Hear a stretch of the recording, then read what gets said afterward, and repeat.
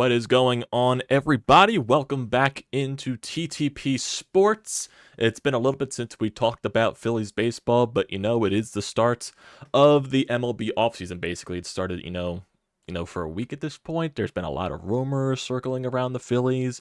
What is Dave Dombrowski going to do with this offseason? Especially in the past, I would say 24 hours, there's been a bulk of Phillies talk that's been very, very, very, very, very interesting and basically confirms some stuff for next season. So definitely we'll get into all of that stuff here. Get some of you guys here in the live stream. Get some of you guys here in the live chat. So we'll talk and we'll chat and discuss Phillies for maybe like the next, 25 minutes, 30 minutes or something like that. So yeah, it's going to be an interesting offseason. That's without a doubt for Dave Dombrowski and this Phillies organization. We all know how much they blew it. We all know everything like that. It's still in the back of my mind. I still think about it every day, how much they blew it. And it's just a fascinating thing. You go see, the Texas Rangers go on to win the World Series. They completely dominate the Arizona Diamondbacks. And I mean, if everyone wants to say, how close it was in the first game and all that stuff, well, Texas ran away with everything at the end of it. So they win the World Series, so congratulations getting their first World Series in franchise history. But now basically everything shifts to the offseason and all the stuff that's going to be talked about this Phillies squad. What's going to happen with Nola? What's going to be with everything else? So there's a lot of talk here. So we figured out yesterday that most likely Rhys Hoskins is not coming back because Dave Dombrowski, Phillies, they had a statement and everything the Phillies didn't have a statement. Well, you saw in articles and everything like that, their preference is Bryce Harper to play first base next season, and it's most likely that's going to be the case. So Bryce Harper being your full-time first baseman next year, I would say at least 99.9% means that Rhys Hoskins is coming back next year. Bryce did express his, willingness to play either first base or the outfield, but I think for the long run, and everything for this team, and just also for the health of Bryce Harper, I think him playing first base long-term is the best thing to do for the future and the long run there. So it sucks to see Rhys go most likely because I do feel like he got robbed of his final season in his contract year. Sadly, everyone's going to remember him, his final season got ended because of a torn ACL, but he did provide us some great moments and everything like that in last year's playoffs. So I wish him nothing but the best of success down the road. He's definitely going to get some money for a team that definitely can use a 25, 30 home run hitter from the right side of the plate that can either be your DH or could be your first baseman. So all the luck to Rhys because he's most likely not coming back next year. There have been some interesting discussions surrounding the starting pitching market. You hear the Phillies are already involved in talks about possibly being interested in Blake Snell, Sonny Gray, all that stuff. There's even talks around the trade market because it was, said today that the Brewers are most likely, that's what GMs are expecting, for the Brewers to have a fire sale after, a lot of their executives leave and all that stuff and, what happened in the playoffs last year. They're definitely going to have a big fire sale. That means a lot of their big names are most likely going to be traded. So, their top pitchers, Woodruff, even though he's not going to be pitching next season, most likely, but Corbin Burns, one of the top pitchers in this league, he's going to be on the market. So, hey, if Dave Dombrowski wants to pull something in the trade market, that could be possible in that aspect. Work some things out there, get a nice, one of the better starting pitchers in this league to be in your rotation with another really good starting pitcher in Zack Wheeler. That would be fantastic. And, in terms of free agency and all that stuff with the starting pitching, if you don't get Nola back, and most likely it sounds like it's going to be either Sonny Gray or Blake Snell. That's most likely going to be the case there. That's just what my observation is. This is no sources or anything like that. This is just my pure observation and everything here. So if Nola doesn't come back, they're definitely going to go through free agency. And in my honest opinion, if Blake Snell isn't the guy they get in free agency and it turns out to be Sonny Gray, I know a lot of people are going to have question marks about his time with the New York Yankees in a bigger market on how he struggled a lot there, but he's older, he's wiser, he's grown into his craft, and he's familiar with Caleb Cotham because he pitched in Cincinnati with him. He helped him work out his mechanics and turned him into the best possible pitcher he can be. So that definitely would be a nice reunion there for Sonny Gray if that's the case. But still, if anything to be related, I would like to bring back Aaron Nola because I just don't think the market is as strong as it could be. So I don't think that's the worst case scenario. But, there's going to be teams that pay for Aaron Nola and teams that will completely overvalue him. I'm sure there's going to be a team that maybe gives him over 200 million in what he's probably looking for, because I think from basically the time we heard about the Nola contract extensions throughout the regular season was that the Phillies and Nola agreed on the money. They just couldn't agree on the term. So it could be the case that the Phillies just don't want to go long term with a starting pitcher. And, in Aaron Nola's case, because, he is, I think he is right around the 30 age. So do they want to, go through a long-term contract with a pitcher that's just turning 30 because it could turn dreadful in the back end? I'm not entirely sure. Hitters do age better than pitchers. So that's, even though that's not factual, because there are some pitchers in this league that are like 50,000 years old and are still out there dominating. So that could be the case. But I have no idea. I have no idea what they do. The last thing we heard on Aaron Nola, and there was a tweet from earlier today, if I'm not mistaken, someone was watching MLB Network, and I believe it was Dave Dombrowski talking about Aaron Nola. So let me bring up that tweet about Dave Dombrowski.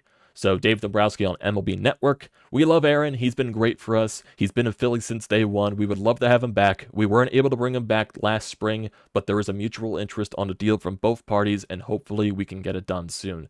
So take that as you want. Take that as you want. We'll just have to wait and see what happens in that scenario. But there's also some other news to talk about in terms of, rumor mill in the Phillies. So this is from Mark Feinsand on MLB.com.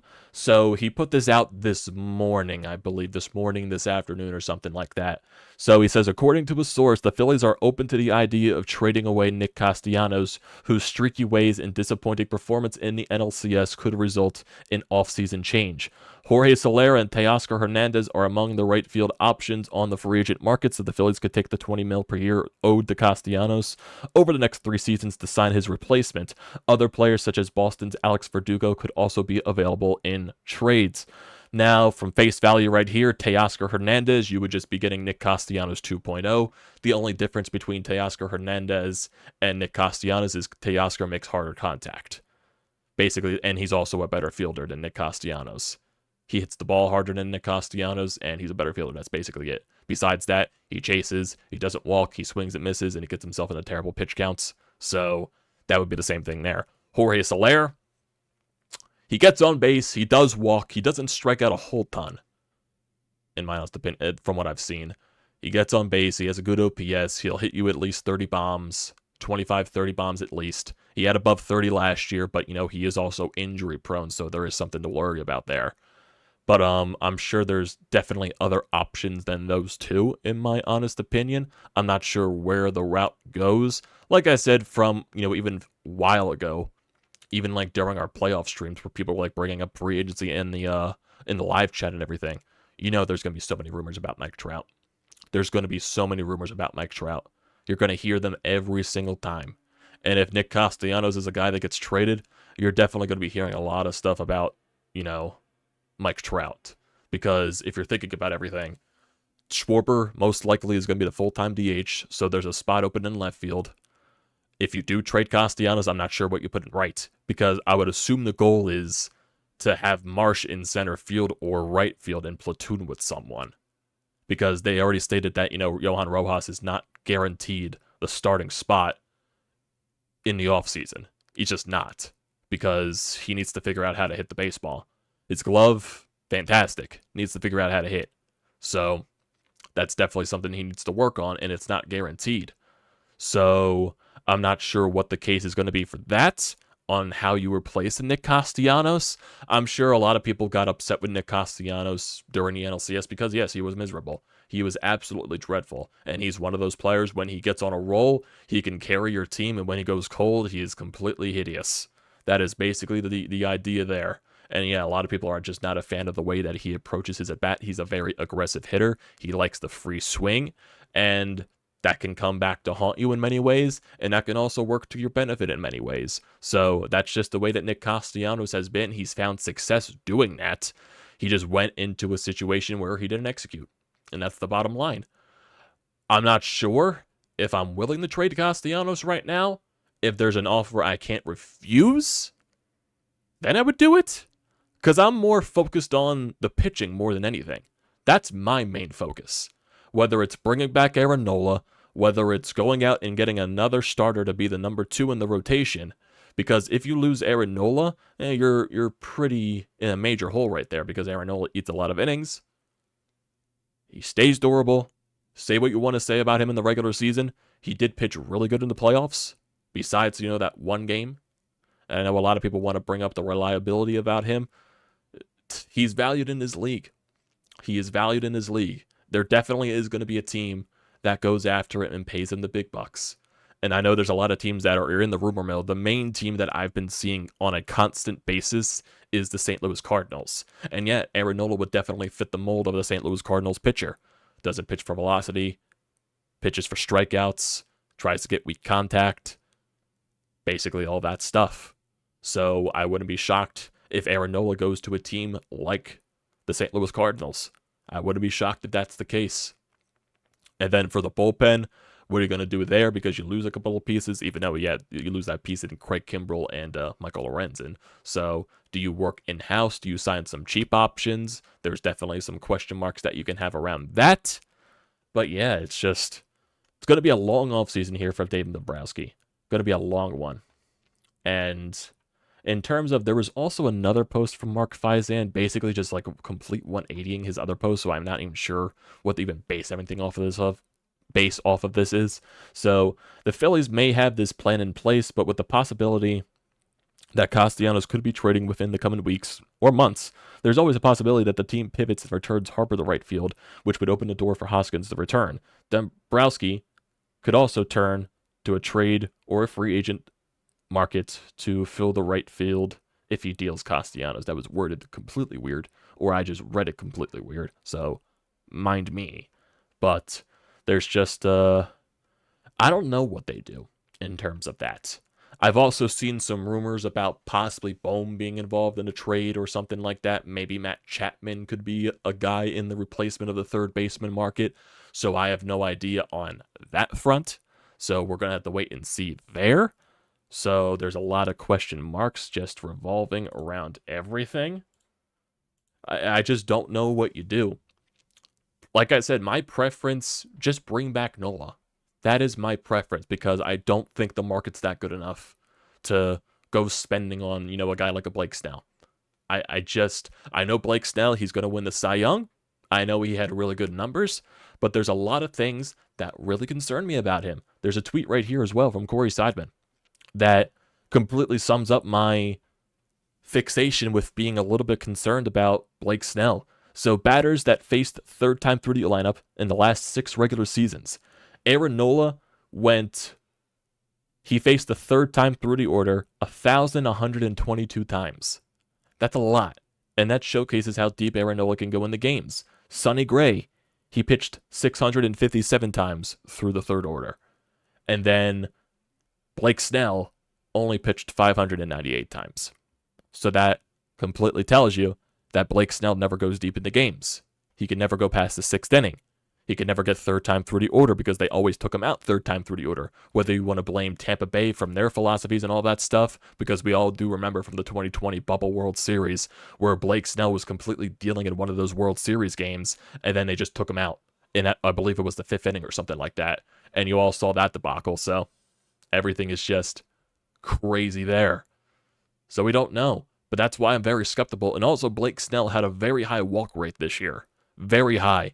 For as low as an ERA that he had, and that ERA was nice, he walked a lot of people. He walked a whole lot of people. And a lot of things tend to even out. You can't have that high of a walk rate and that low of an ERA. And maybe he also benefited from the Padres' defense.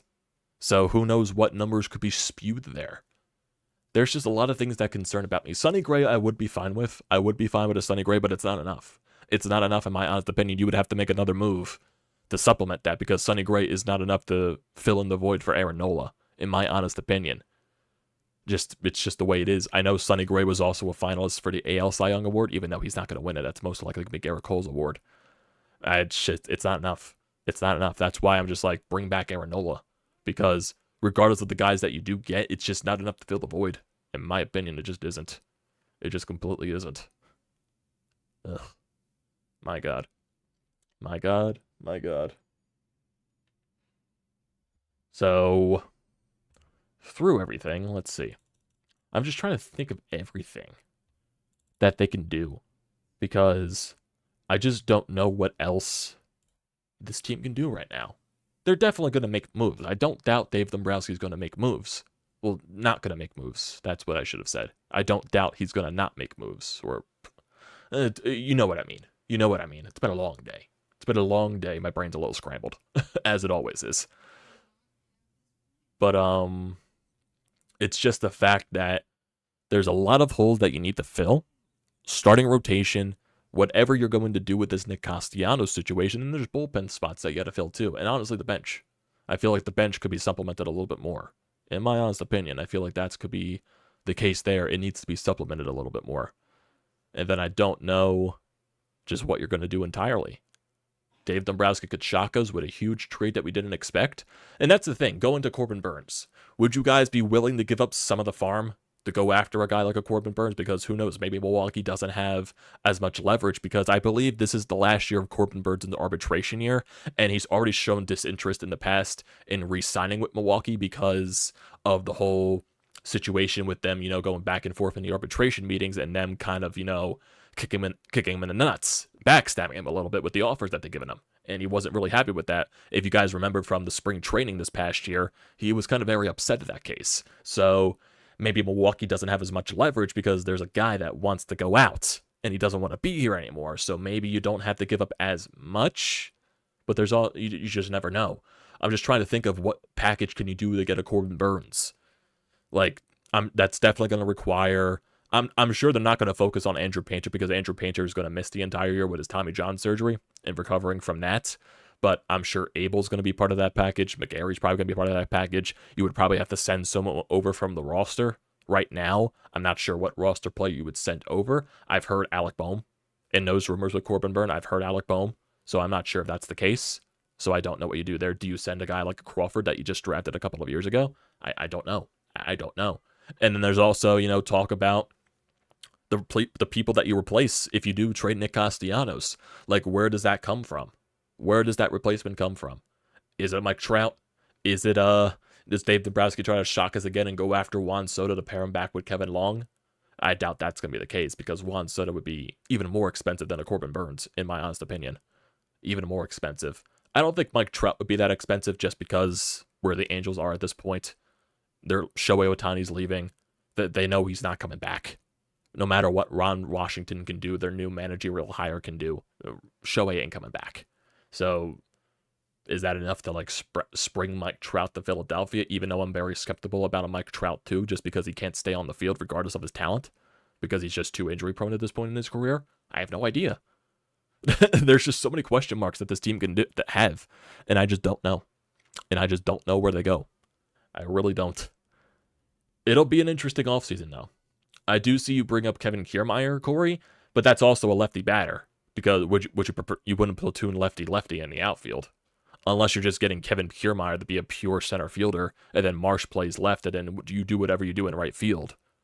There's a question mark there. You could platoon Kiermaier and Rojas in center, and then Marsh plays left, and then either Castellanos or Castellanos' replacement plays right field. There's something there. Or you got a guy to go and play left field, and then you put Marsh in right. There's definitely some options there. I could definitely see that being the case. Kiermaier is an elite glove. Elite glove. Basically the same thing with the bat, though. He's not the best with the bat. Doesn't hit for average and everything, but he can hit for pound. I don't know. That would probably be another person that Philadelphia would get frustrated with, Kevin Kiermaier. Besides that, I really don't know. Because if I'm just looking at this entire free agency, there's just nothing that stands out. Besides like a Shohei Ohtani, some of the top pitchers on the market, there really just isn't much. There really just isn't much. So I don't know what Dave Dombrowski does. I don't envy his job, but I don't doubt that he's, not going to find a way to improve this team. He's going to find a way to improve this team to get to that ultimate goal of winning a World Series. I don't doubt that to the slightest. So, let's get to the Anytime Hotline here. Shut me up for a little bit. So, Let's bring this up. Let's get to Sean. I believe so I had 2 posts the past couple of days. I believe it was just a regular talking about the offseason post, and then last night was about the Rhys Hoskins thing, confirming today's stream. So this call from Sean was from that previous post, not last night's, the previous post. So we'll go to that, and let's see what he has to say here. So let me turn that on, and there we go.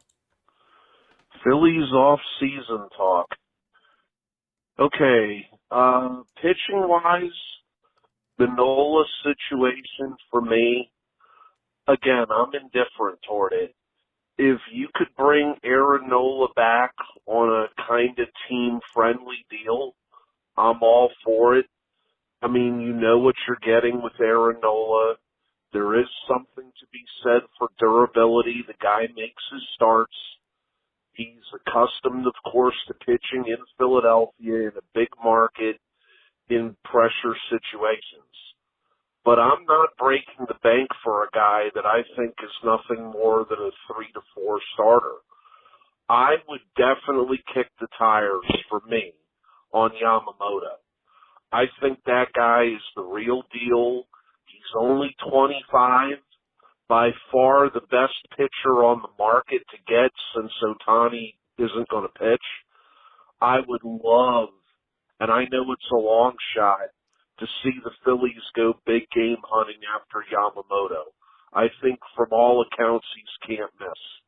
I also mentioned previously the bench. I don't know if he would be interested in a bench role, but another guy that intrigues me for the Phillies, if he would be interested, would be a guy like Whit Merrifield. There's a guy that can play infield and outfield. He can hit. He's fast. He can steal your bases. He would be a definite upgrade over the greatness that was Rodolfo Castro coming off the bench in like a super sub role. If you want to give one of your outfielders a day off, another guy I would kick the tires on. But, you know, it should be interesting in which ways that Dombrowski goes with this. Yeah, I think the mic cut out on that little part there. But yeah, there's definitely some good points there. I do disagree with the fact that, like, I know you're down on Nola, Sean, but I do think Nola's more of a 2-3. I think he's proved that much. I know his regular season wasn't the best. His playoffs were dynamic besides that one game. And there is a little bit of a fact about Aaron Nola. He's good every other year, and he's bad every other year. So maybe, who knows, maybe next year is a Cy Young season caliber from Aaron Nola. I have no idea. I'm not guaranteeing it at all, because we all know how he adapted to the pitch clock. Maybe he adapts a little bit better following this season. But Yamamoto, I would love to get a guy like a Yamamoto, but there's going to be so many teams that are going after him. He's probably going to make 200 mil. He's most likely going to make 200 mil coming out of Japan. That's just because he's that dynamic. Looking at some teams that can go after him, the Yankees will probably go after him. I think there's been rumors about the Mets, but even though the Mets have already been talking about, staying pat right now and just retooling, so I'm not sure if that's the case. I don't know what other teams could possibly go after a guy like a Yamamoto. Seattle could, maybe. Dodgers, of course, they'll always be big fish hunting. Maybe the Cubs. Maybe the Cubs will spend that money. Maybe the Boston Red Sox. Maybe they'll start spending money again. There's definitely a lot of options there that will just, could possibly outbid the Phillies in that case. Because do the Phillies want to take a flyer? Regardless of how great Yamamoto has been, do you want to pay that much money for a guy that can turn into a Daisuke Matsuzaka and not live up to the hype? In my honest opinion. That's just me. Regardless of how great his talent is, do you want it to turn into a situation where you're paying this guy so much money and he's just an average pitcher in Major League Baseball? That's the risk you do take. But is it the risk you're worth taking? Or you want to get a guy that's a proven commodity? That's just me. Because, Japan, different from American baseball. You never know how those guys adapt. So we don't know. But, yeah. I see some of you guys here in the live feed before we end it off here. Yep, Casty definitely on the trade block. Just pay Nola. His durability is underrated. Need Nola back. So a lot of you guys in here want Nola back. Mainly just, Korean channel name. Not a lot of people join the stream tonight, which is understandable. It's, sure, people are doing more important things on their Thursday nights. Jose says, I see Hoskins heading to Cincinnati to play first base. Oh, yeah, they did lose Joey Votto, so that could be something. Hitter's ballpark for Rhys definitely would benefit him a lot. I could definitely see that happening. Like, wherever Rhys goes, I hope he does well. I feel like he got robbed of his final season, so, and that just sucks. You know, his final year wasn't able to play because of a torn ACL on a freak accident. So, it is what it is at this point. Wish him luck. Everything there. Everything sounded like he was,